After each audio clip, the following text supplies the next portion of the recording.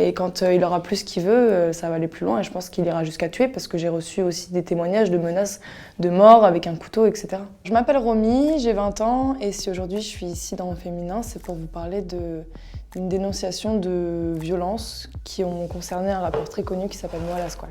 J'ai fait des stories, donc c'était il y a quelques jours et à la base je me suis dit que ça allait avoir un impact tout à fait habituel, mais il s'est avéré qu'on m'a repartagé plusieurs fois et ça a pris énormément d'ampleur. Donc dans ces stories je parlais de témoignages que j'avais eu moi-même en fait avec des amis, totalement à l'extérieur des réseaux sociaux, qui m'avaient déjà parlé de ce garçon que moi-même j'ai fréquenté pendant un clip en fait. À la base déjà il y a aucun contrat qui est signé, il n'y a aucun droit à l'image qui sont représentés.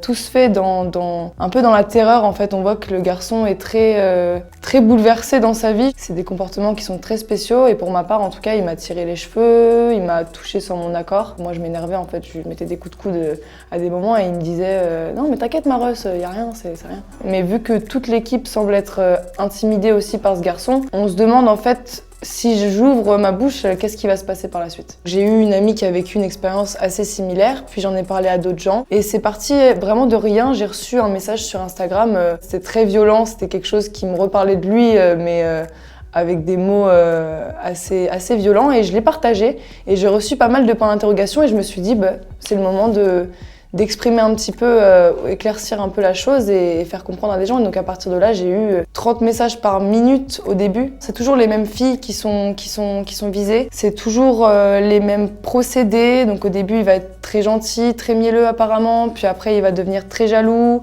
Puis après, il devient violent. Puis il y a une pression qui s'exerce sur ces filles-là. Ces filles-là sont tétanisées. Aujourd'hui, je les ai vues il n'y a pas très longtemps. Et je peux vraiment affirmer qu'encore maintenant, elles regardent des grosses séquelles.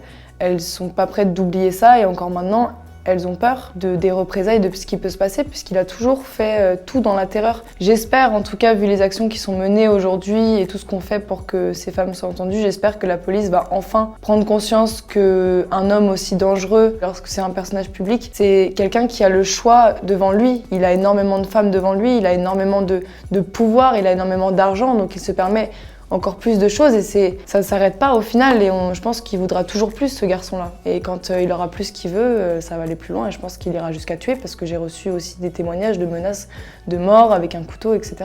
Là, il préfère agir comme si de rien n'était et faire sa promo de son album, évidemment qui ne sortira pas. En tout cas, je l'espère parce que sinon ça peut aller encore plus loin. Il a plus grand monde non plus parce que pour avoir parlé avec des gens dans la musique, que ce soit des labels, des producteurs, même des avocats qui l'ont fréquenté, il a beaucoup de monde à dos et je pense que la police va être bien content qu'on l'ait ramené. J'ai reçu pas mal de messages d'intimidation mais à vrai dire je les regarde pas en fait. À partir du moment où j'ouvre le message et je vois qu'il y a pute, machin, des petites insultes je quitte et je supprime. Il faudrait juste arrêter d'idéaliser cette personne qui est juste dangereuse, nocive. C'est pas parce qu'on est connu, c'est pas parce qu'on a beaucoup de gens derrière nous, c'est pas parce qu'on a de l'argent qu'on est forcément quelqu'un de bien. Voir l'homme tel qu'il est quand on a des preuves et qu'on est sûr de ce qu'on avance. On attend que ce mec finisse enfermé, tout simplement. Pour les victimes d'après, celles d'avant, ce qui serait cool, c'est de dénoncer les labels et les productions de musique qui continuent à travailler avec des escrocs parce que ce mec-là, il est déjà parti en prison pour séquestration plusieurs fois.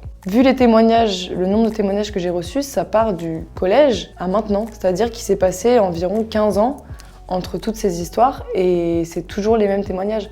Donc c'est surtout, on attend que ça s'arrête, que ce mec-là paie vraiment pour ce qu'il a fait, pour les nombreux crimes qu'il a commis et que tout ça s'arrête. Et que peut-être ça donne aussi une petite leçon à ceux qui seraient tentés de le faire et prouver qu'on n'a plus peur. On n'a plus peur de rien. Pour toutes les femmes qui me regardent aujourd'hui, n'ayez pas peur. Et si vous avez peur, y a d'autres gens qui n'auront pas peur et qui pourront relayer le message pour vous. On est tous ensemble dans ce combat-là et vraiment n'ayez pas peur. Ils ne feront plus rien.